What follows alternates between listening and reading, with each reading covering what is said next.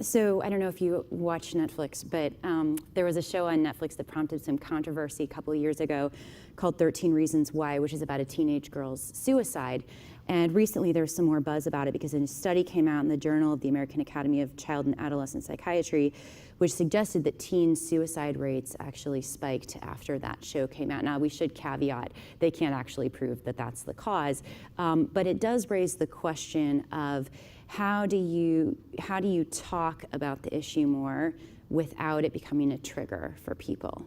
Any thoughts on that? Well, I think there's a difference in talking about your mental health challenges and talking about suicide and showing people in suicidal situations. And I didn't watch that show, but I've read the reports, and it would be an unbelievable coincidence if that spike in teen suicides just happened to occur right after that show was on for the next 60 days. We don't want to. You don't want to not talk about mental health problems because you don't want to glorify or focus on suicide. And I think they're two really different things. I think we do have to be more thoughtful. There's so much information out there and so much information coming at people all at once, and there's almost no gatekeeper. No matter how good you are as a parent, your kid is smarter when it comes to figuring out the social media and access to media. And I think it's a concern, and I think it could be one of the reasons that people experience so much more stress, that they just see so many things coming at them all the time, and it's a stressful world. But I do think things like 13 Reasons are a problem, and people should be thinking about the consequences of the kinds of things they focus on. Now, Glenn would have a much greater sense of how that impacts society. I think it was irresponsible. Yeah. I really do. I mean, my sister went through suicidal ideation. She tried to end her life twice, and I think you have to take responsibility in the because there's so much potential for impact with our social media. You really have to take responsibility for the stories that you tell.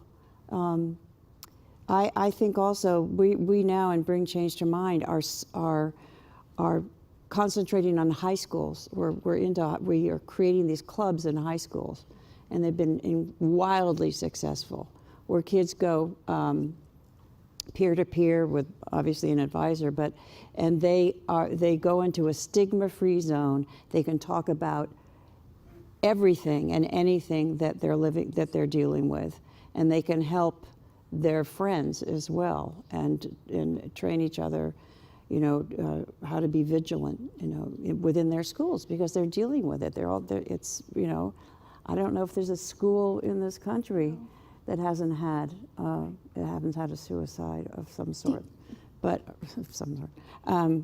yeah. But I do think I think the kids get it. They really get it. The kids, and I think, again, to come back to these community health centers, that is going to impact kids as well. We've created a place where it's okay to go. Hopefully they'll have a place in their school that's okay to go. But I think that's what we really have to concentrate on. Do you think Hollywood, though, has a positive role to play in how we talk about mental illness and sort of bringing it forward and sort of normalizing it, as the senator? I do. I think it has huge power.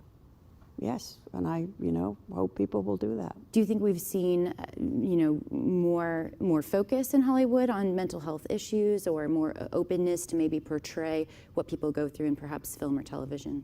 I think there's probably more interest. It's I think in the past it's been so easy to make somebody with a mental illness the antagonist, because every story needs a good guy and a bad guy. So easy to make somebody with a mental illness a bad guy. having been one of the great bad guys Of all time. Exactly. of all time. I Yeah. can talk like You know, I would want But it's just more of a challenge to figure out how to tell stories. Right. And again, as we normalize it, you will have more and more characters who are living with it, and it's okay. I was just going to mention